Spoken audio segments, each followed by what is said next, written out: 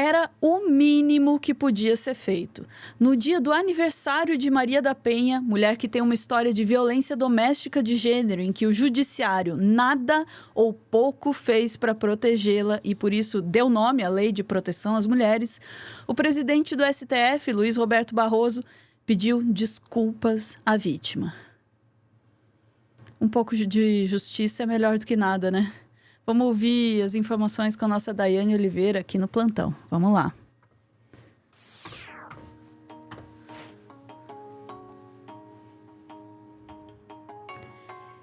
Oi, Dai. Eu esqueci de falar uma coisa no último corte. Boa tarde. Boa tarde. Sim, mas perdão, perdi até o fio da meada. A gente vai falar de Maria da Penha. Isso. Qual é a questão sobre Maria da Penha, né? Sobre Barroso? Eu adorei quando você fala que o mínimo, né, de reconhecimento depois de tanto tempo é melhor do que nenhum, e com toda certeza, assim como a lei também é uma lei de reconhecimento, há uma luta que foi travada pelo judiciário para salvaguardar outras mulheres e também o mínimo de proteção que a Maria da Penha precisava também, no seu caso. Para quem não sabe, inclusive, esse corte serve porque hoje, inclusive, 18 anos, a data que se comemora, se celebra 18 anos da Lei Maria da Penha, e sim, é uma celebração, porque se a gente ainda tem tantos casos de violência de gênero, violência doméstica, e esses casos são tão absurdos, e a gente fala com muita constância, imagina sem uma lei específica de proteção, inclusive sem a lei do feminicídio, que veio também para atrelar esse tipo de violência e aumentar a pena, que era extremamente corriqueiro, e não são poucos os casos que a gente tinha também na década de 70, 80 e 90, e esses casos, eles sequer existiam, passavam, né, da fronteira ali do ambiente familiar. Muitas vezes só servia para a memória mesmo da família, aquela pessoa que se foi. E hoje a gente pensa, né, que há essa melhora porque pelo menos há uma evidência, há um judiciário olhando, mas ainda assim os números ainda são alarmantes, a gente vai mostrar aqui um pouco mais no final. E isso tudo foi também fruto da luta desta pessoa, desta mulher. E hoje, né, em um evento do CNJ, o Roberto Barroso, ele fez essa fala, essa saudação, justamente lembrando da Maria da Penha, que estava no local. Vou te pedir para colocar essas falas dele, por favor, né, que já é bem interessante esse reconhecimento tardio. Peraí, vamos lá. Eu deixei a matéria aberta aqui, deixa eu abrir o vídeo. Pronto. Aí, tá aqui.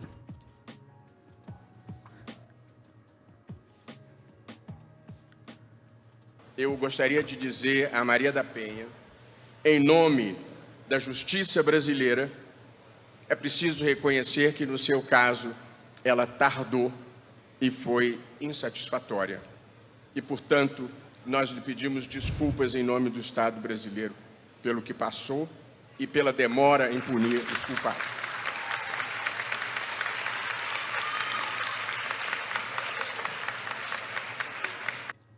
E aí, para quem não sabe, um pouco da história da Maria da Penha a gente vai falar, mas Maria da Penha, basicamente, né, passou ali no final de 80, começo de 90, por alguns processos, como ela levou um tiro do ex-marido e não tinha como provar inicialmente que foi o ex-marido, e ele simulou, fez toda uma simulação de que houve uma invasão na casa. Quando ela tentou, né, foi informada, tentou se separar novamente, ela sofreu uma nova tentativa ali de agressão, foi para a justiça e ela se deparou com muitas questões. Ela enfrentou a incredibilidade, ela enfrentou, né, a falta de apoio na própria justiça, no judiciário, algumas leis que causaram irregularidades ali no processo, e por isso ele demorou muito tempo de ser julgado e ela demorou muito tempo sem a proteção devida. E hoje a Maria da Penha, ela justamente veio para salvaguardar essas mulheres para que não voltem a ser vítimas dos seus companheiros. E aí, Ana, vou te pedir, por favor, para trazer um pequeno vídeo que traz um pouquinho da história da Maria da Penha, para muita gente que não conhece, inclusive para muita gente também já parar com esse discurso de por que não tem lei Mário do Penho, proteção do homem também, porque volta e meia tem algum homem que faz um discurso desse, né? Vamos ouvir. Maria da Penha tenta a separação, mas Marco Antônio não aceita, não quer falar sobre o assunto. Era início da década de 1980 e as notícias sobre violência contra a mulher acabam ganhando mais espaço na mídia. Muitos protestos contra o assassinato da cantora Eliane de Gramont pelo ex-marido, também cantor Lindomar Castilho. Lembro muito disso. 2 anos antes, Doca Street estava sendo julgada por matar com 2 tiros na cabeça a socialite Ângela Diniz.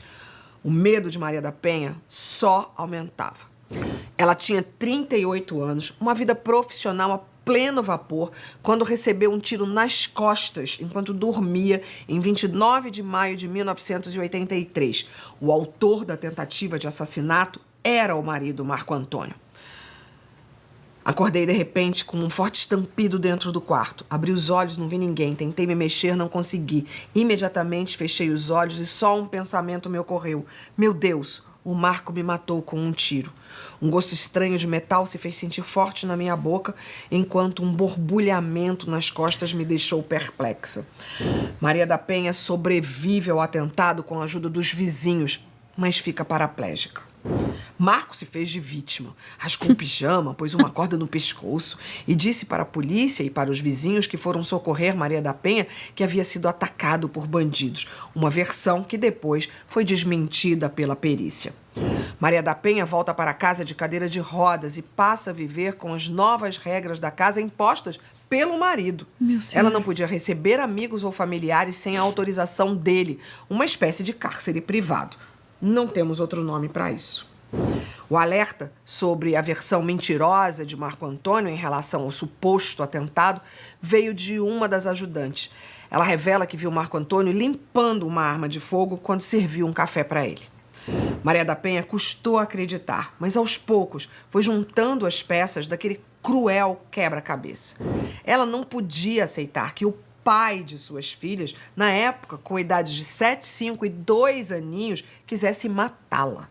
A família se mobiliza e corre atrás de um documento de separação de corpos. Enquanto aguardavam a decisão da justiça, Marco Antônio tenta eletrocutar a mulher durante o banho. Ela é salva pelas cuidadoras. Pois é só isso que aconteceu. E quando eu falo só, entendo que isso é uma ironia. E diante de tudo isso, ela se separou ali na década, no final de 80.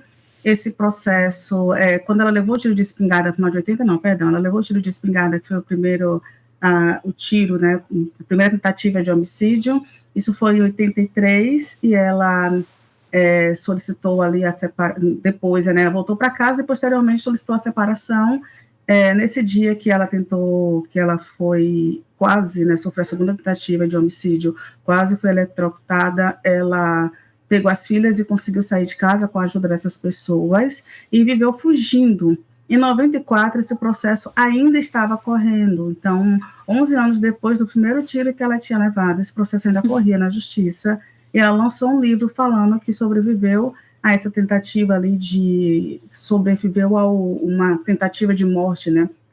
O nome do livro, inclusive, é Sobrevivi, Posso Contar. E ela conta a narrativa que ela passou com as 3 filhas. E só em 2002 o caso foi oficialmente encerrado, solucionado pelo Estado brasileiro, que foi condenado por omissão e negligência pela Corte Interamericana de Direitos Humanos. E é por isso que a Maria da Penha é o símbolo dessa lei que vem justamente proteger e fazer com que as mulheres tenham um pouco mais de salvaguarda. E quando eu falo um pouco mais, tem uma delegacia especializada, não tem uma medida protetiva que vai sair muito mais rápido, não tenham avós invalidadas, né, tenham mecanismos de proteção que nem sempre funcionam. Por quê? Porque os números mostram justamente que essa violência ela continua constante para com as mulheres no Brasil. É isso que eu vou te pedir, por favor, Ana, para colocar um pouquinho dos dados que foram divulgados hoje, atualizados sobre a violência contra a mulher no país. Tá lá. Estou com a Rafaela Cascardo. Trazemos esse caso de suspeita de feminicídio, de suspeita de estupro, no dia em que a Lei Maria da Penha completa 18 anos.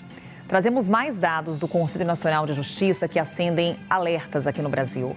Todos os dias são recebidos cerca de 2.500 processos de violência contra mulheres.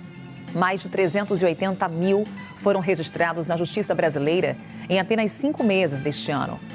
Os processos mais comuns são de crimes de violência doméstica, de estupro e feminicídio. Até abril, as ações envolvendo violência doméstica somavam mais de 178 mil casos. Ou seja, em apenas um mês, o número de processos sobre esse crime aumentou quase 80%. A CNN consultou a advogada criminalista Rafaela Carvalho, que disse que muitas vítimas podem não ter seus casos julgados por uma ineficiência policial. Exatamente. E eu até me atrevo a já trazer uma outra informação também, para quem desconhece, que as mulheres negras são, inclusive, a maioria das vítimas de feminicídio no Brasil. Elas representam 62%, contra cerca de 54% que seriam as mulheres brancas. E aí, por que a diferença? 54,5%, e as mulheres negras 63,7%. E por que essa diferença é gritante, né? Porque a gente ainda tem no Brasil essa divisão muito definida de quanto mais escura, quanto mais pobre, quanto mais distante do centro, quanto menor a escolaridade, quanto mais as intersecções vão entrando, mais essa pessoa, inclusive, é esquecida e não tem acesso a esse próprio sistema de proteção. Então, é muito difícil para algumas pessoas conseguirem justamente sair desse ciclo ali de proteção e acabam, né, não tendo muita opção e permanecem nele até quando não tem mais escapatória. Ou até quando tentam, não conseguem ir para muito longe dos seus agressores e o Estado não olha bem para essas pessoas. Então, são muitas questões e que bom que o Barroso reconheceu, mas que também que haja justiça para tantos outros casos de feminicídio e também para casos que não precisem chegar até o feminicídio, que seus agressores sejam punidos, né, e fiquem longe das suas vítimas antes que aconteça algo ainda nessa linha. A gente espera que o Supremo Tribunal Federal atue também nisso, né? Posso falar, acrescentar uma Pode. coisa? É que eu achei que você ia mostrar mais um vídeo, eu estava esperando. É o mínimo, né? É o mínimo o Barroso reconhecer a lentidão e a ineficiência da justiça diante de uma mulher vítima de violência. É o mínimo e não é o suficiente. Porque em resposta, aí eu vou trazer uma coisa que eu já tenho falado faz bastante tempo. Em resposta à Lei Maria da Penha, foi criada o que a gente conhece como a Lei da Alienação Parental, que serve como uma forma de silenciar mulheres, especialmente mães, que denunciem violência. A gente viu esse caso com a Ana Hickman, recentemente. Denunciou violência imediatamente, Lei da Alienação Parental. Ela está tentando botar a criança contra o pai. E em boa parte das vezes, em boa parte do país, especialmente no sul, que a gente vê muito disso, mães que denunciam violência contra elas ou contra crianças não são acreditadas pela polícia, pelo sistema judicial. Pelo contrário, elas são transformadas em réis. Elas são transformadas em... a vítima é convertida em criminosa e os criminosos são convertidos em vítimas, né? E essa lei tem todo um histórico, né? Ela tem um histórico de ter sido feita de fato como uma resposta à Lei Maria da Penha. Um pouquinho depois do surgimento da Lei Maria da Penha que se propõe a Lei da Alienação Parental, que hoje está parada no Congresso para análise para sua revogação. Está parada, ninguém sabe por quê, né? Já tem muitas instituições que se posicionaram contra, que disseram, olha, isso é uma lei baseada em pseudociência, né? E é uma coisa que é feita para provocar mais violência ainda contra mulheres.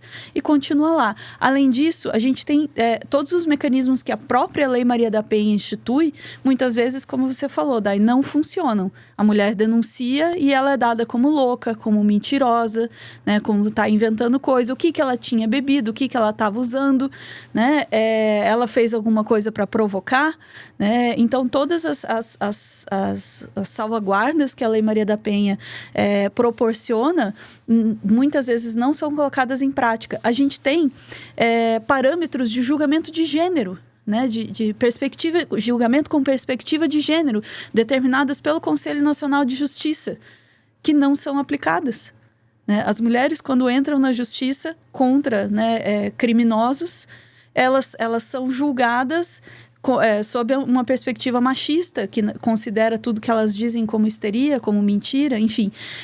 Então, assim, tem muita coisa para se celebrar na Lei Maria da Penha, mas ainda tem muito caminho para a legislação que proteja mulheres efetivamente nesse país. Então, Barroso, obrigada, mas é pouco. É isso, Dai? Quer mostrar o vídeo? Eu falei demais, passamos do tempo. Não, é isso mesmo. A gente não precisa. Era só um vídeo da Carmen Lúcia, mas a gente não precisa mostrar, porque ela vai falar exatamente isso que você fala, sobre como é vil, baixa e nojenta essa violência contra as mulheres no nosso país, e a gente ainda está sofrendo um ataque aí dos Red Pill, né, dessa galera que vem crescendo com esses discursos de misoginia. Então não precisa não, a gente tem que estar contemplados com a sua fala. Exatamente. A violência não é pouca, sabe? Já basta a violência, né, doméstica, a violência na rua, ainda tem as violências institucionais, as violências na imprensa. Tem uma... Ser mulher é difícil. Bastante. Vamos lá, Dai, vou dar um recadinho da TV Cringe aqui, rapidinho.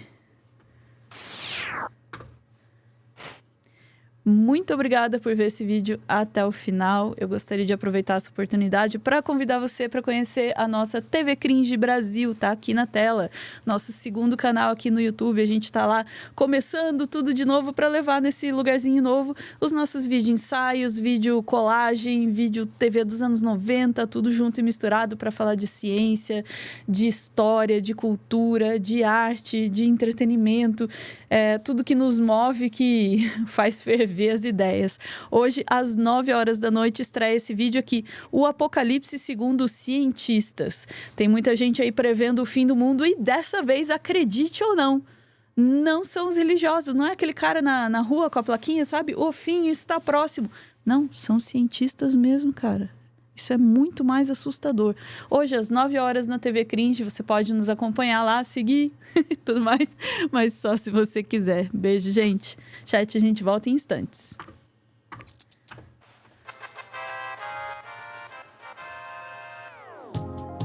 E, de preferência, parem de matar mulheres, por favor.